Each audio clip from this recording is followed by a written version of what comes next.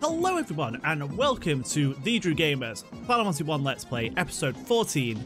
In the last episode, we climbed up the Mirage Tower, and we got to the top, where we will be going to the Flying Fortress.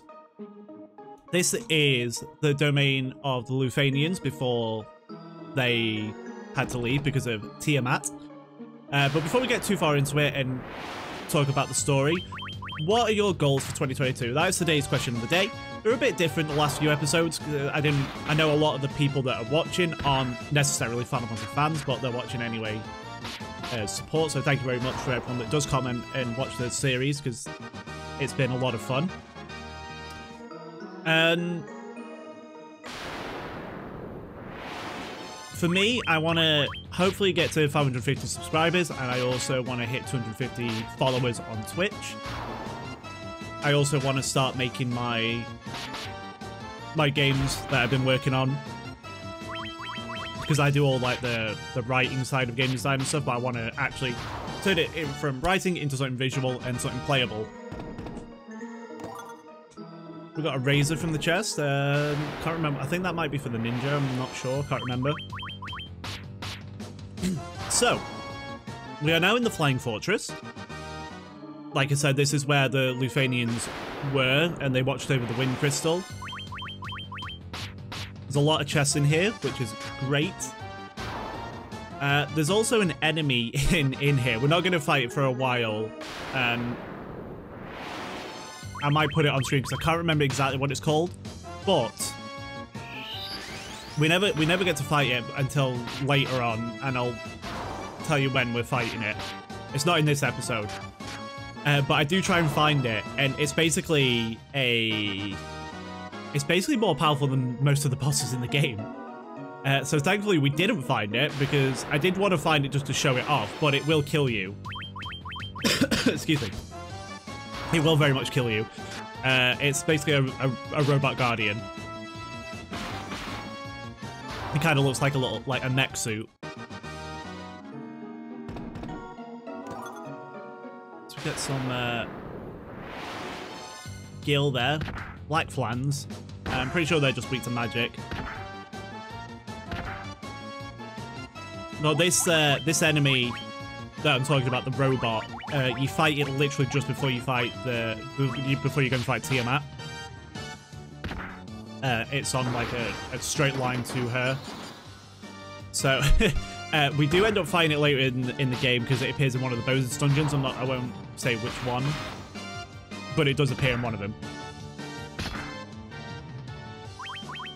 So we're gonna head on through. This is our last crystal, and technically once you've done all 4 crystals, you can go straight to the end of the game. This is literally the end game. But the next episode is the next bonus dungeon. I'm just gonna let you know right now.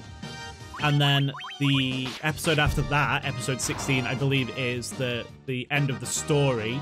We do the whole of the story. Then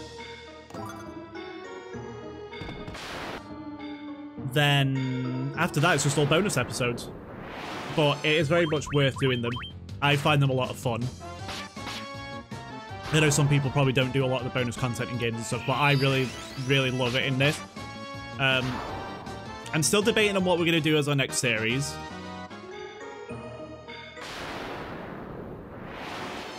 It's kind of up in the air at the minute. I kind of want to do Final Fantasy 2, because I've never done Final Fantasy 2. I've never finished it myself, so it'll give me motivation to finish it, but it's just such a grind, and it's not difficult, it's just tedious. It's probably the best way to describe Final Fantasy 2. It was the first game that introduced actual characters. So like in this, we made our 4 heroes. We chose, like, out of 6 classes, we chose 4 characters. And then we went and we named them, and this has been our journey since. Whereas in Final Fantasy 2, it introduces actual characters. You get 4 characters, you name them at the start of the game if you want to, but they already come pre-made characters, basically. but you can change the names if you want to. And then throughout the journey, other characters will join you as well as part of your party. But there's no level up system. I'm pretty sure I've talked about this before, but I don't mind talking about it again. There's no level up system. So your characters will grow their stats based on certain things. Like if they take damage, then their defense and their HP will go up. If they use spells, their MP will go up, and depending on what type of spell, your intelligence will go up, which is magic damage, or your wisdom will go up, which is like magic healing. So it's separated, which is great. If you attack, your strength goes up, but then sometimes if you use too much of it in one way, so if you keep attacking like I'm doing here, so if Sterling was in Final Fantasy 2 and he was attacking, his strength would go up, but eventually his magic would go down. So it's interesting. It's an interesting way of doing it. It's very different. No other Final Fantasy has done that since, so it shows why it wasn't really a favored system. In Final Fantasy 3, once you get to that one, you end up with 4 characters again that you make kind of like this.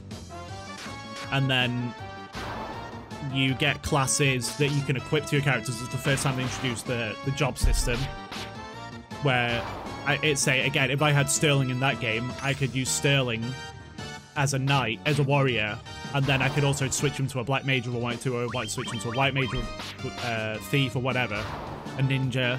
I could do that once I got the classes. And then Final Fantasy 4 is very, very much... It's interesting because it's very much tied to Final Fantasy 2, and there's a lot of connecting story elements to it, which is interesting. I'll explain those if I do Final Fantasy 2 and then go into Final Fantasy 4 or something.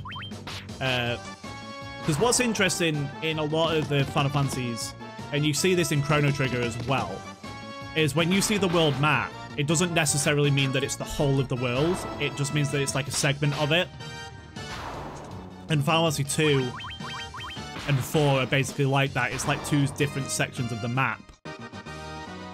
But they have tied in locations and tied in lore. And even one of the characters might be related to someone in Final Fantasy 2 and 4. Kind of thing. That sort of stuff. So it's very interesting.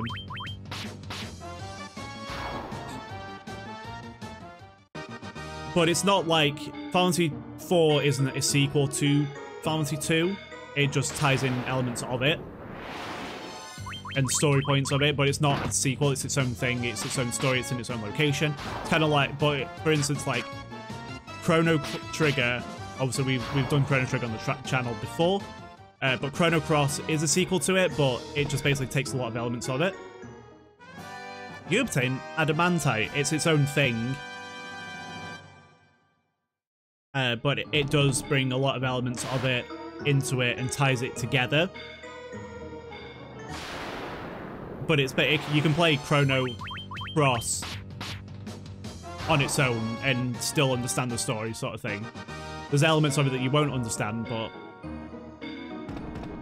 it's still a really good game, and I can't wait to replay that once it comes out on the Switch and the PS4 and stuff. Which I think is coming out soon. It's in April. You can see here, just a quick segue back into actual content for this video. If you use the white robe, it will cast Invisora on you. If you use the black robe, it will cast Luzara. The white robe is going to be very handy, because we can have, like, if Frederick's doing something and Cassandra is healing, we can have Montgomery use the white robe to put Invisora on us, which is great, and start stacking that up. There's another item that I didn't mention in... I can't remember what it was. I got it in the Sunken Shrine, but that's going to be very prominent in my strategies eventually. And it starts appearing in the next episode. I'm pretty sure it starts next episode. And I will explain why I'm using that and start using that.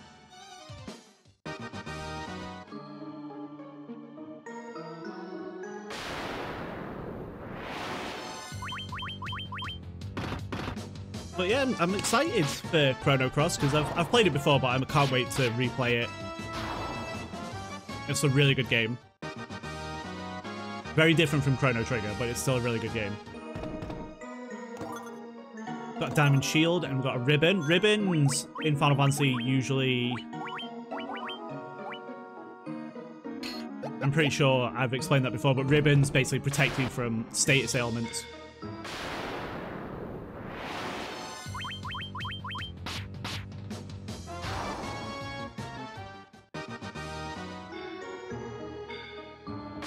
So in every single, like, segment, apart from the top and the bottom, there is items. So you definitely want to get that. And the adamantite will become apparent at the end of the episode. We have had it mentioned to us before. It's been a long time, so people probably won't remember, but I'm not going to mention what it is. You need it for something, though. You pick it up, you take it somewhere, and something happens.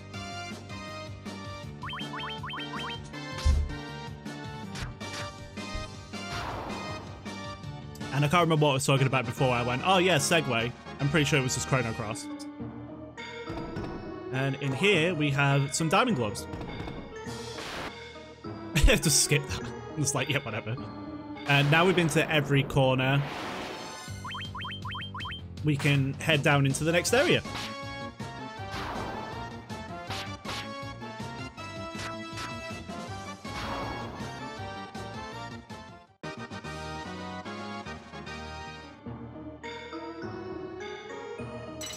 Is this the floor? No, not quite. There's something here that if you talk to this guardian from this observation window, you can look out on the entire world. Excuse me. The observation window looks around the world. The four forces of fire, earth, water, and wind point to the center of the altar as this was the location of the Chaos Shrine. Interesting. So all four shrines lead back to the Chaos Shrine.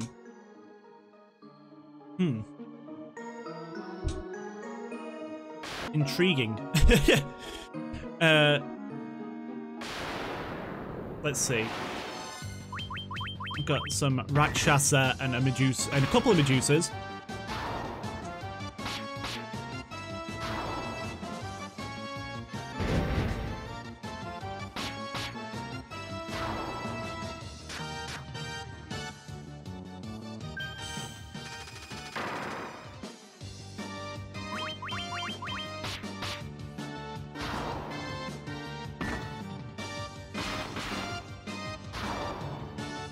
Because again, this isn't a very long episode because I do cut a lot of stuff out of it. Protect cloak, clothes, which is great, you know, early game. Gold needle, and then we're going to find some. Well, so we've got a dark fighter here, which very much looks like Astos, who we fought back in like episode 3. Gonna kill that, get it out of the way. Great. It does get very confusing though, because a lot of the places do look the same around here.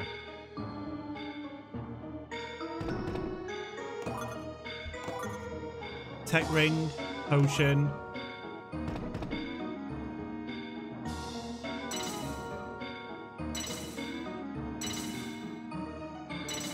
And then I ended up accidentally hitting that.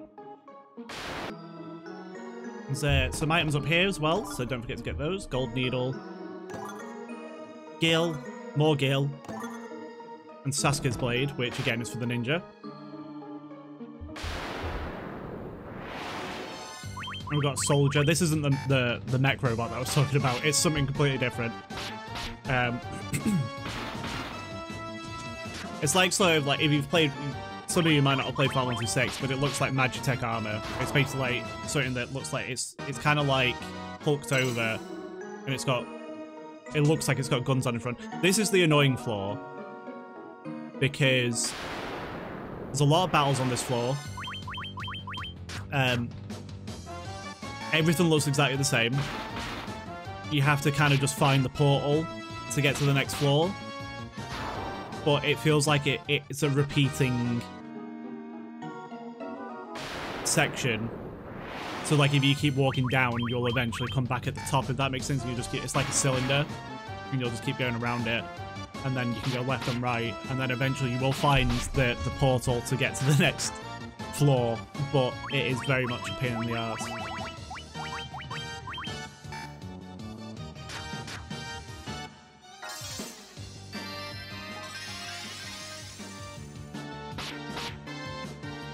See, that seems like, to me, that seems very much pointless. She just, pretty sure you used Karaja on him. It healed him for 9,999 health. Your characters can't exceed 999 health. Unlike bosses, who can exceed that number, your characters can't.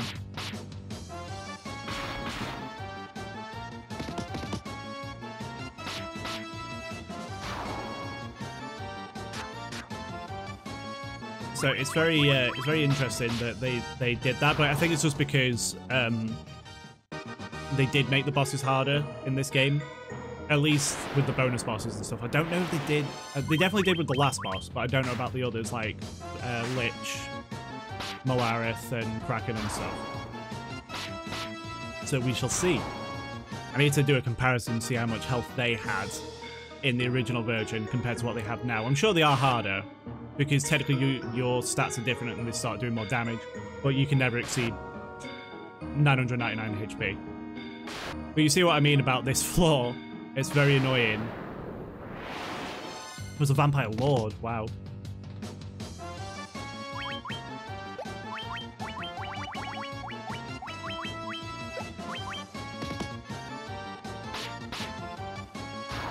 Yeah, they're not hard though. Just like their vampire counterparts, they are not difficult.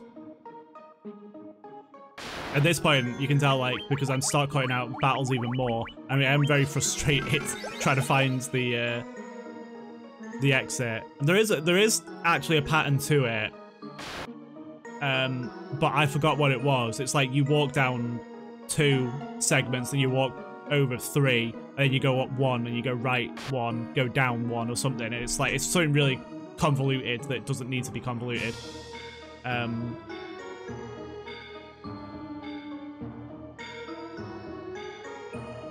There it is, we got it.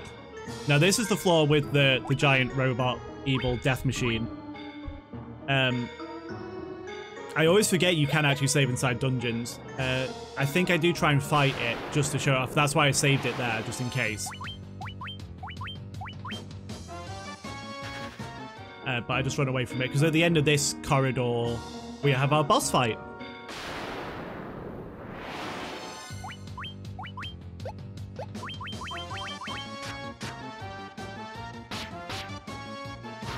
Nice.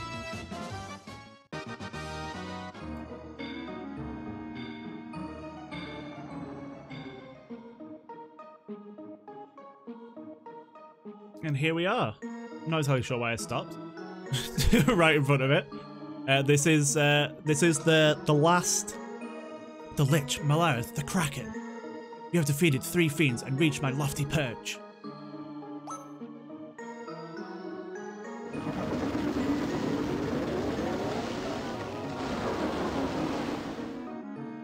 More the better. May the image of Tiamat, the fiend of wind, be the last to burn in your eyes. So yeah, this is Tiamat. Basically like a giant hydra looking creature. Is actually, let me just double check, so I wrote this down. The primordial goddess of Mesopotamian religion, which is very cool, but in Dungeons and Dragons, she is the the queen of the evil dragons, and she's the polar opposite of Bahamut, who we have seen. He's the one who upgraded our classes, and Bahamut is always a summon within the game and generally joins you, and he is the god of benevolence for the dragons within Dungeons and Dragons, and whereas she is the goddess of evil dragons. So it's kind of fits, and a lot of the stuff in this was relevant to Dungeons and Dragons, That's why some of the creatures from that have appeared in Final Fantasy, and then they've just continued that throughout the years because they're not the only one time. This isn't the only time they appear. Tiamat is definitely the hardest of obviously the 4 fiends. She will have an array of attacks to deal damage to you, but just like set up like your nulls and your healing, your invisirays, your tempers, and she will go down pretty quick.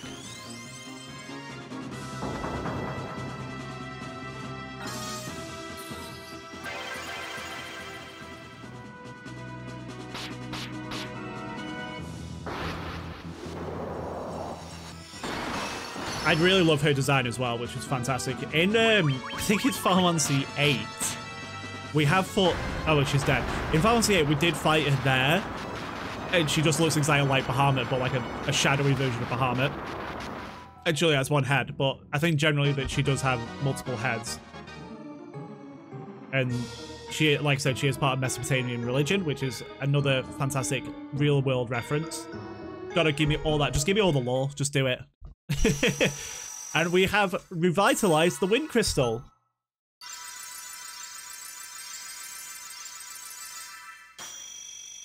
There we go, crystal number 4 on our layout. And this is actually the final layout now. All I have to do at this point is just change the question of the day. And add in the footage. Which gives me less work to do. And then there's the removal of the seal from that shrine as well, which is great. So now we come to the back of the Flying Fortress. We're going to go off. We're going to get in our airship, and we're going to go somewhere. We need to do a few things, but in the next episode, like I said, it's going to be a bonus episode. We're going to go to the dungeon that Molarith unlocked for us that I've forgotten the name of. We had like the Earthgive Shrine. And now if we go back to Drunga, Mount Drunga, we talk to Smith, give him the adamantite. Is this adamantite? Ugh. You'll use it to make the finest sword you'll ever wield.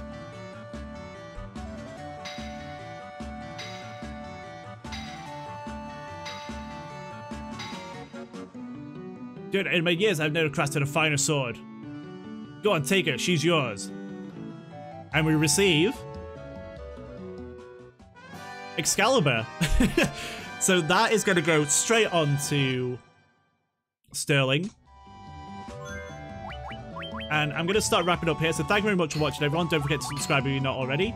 And I will see you in the next episode. Bye, everyone.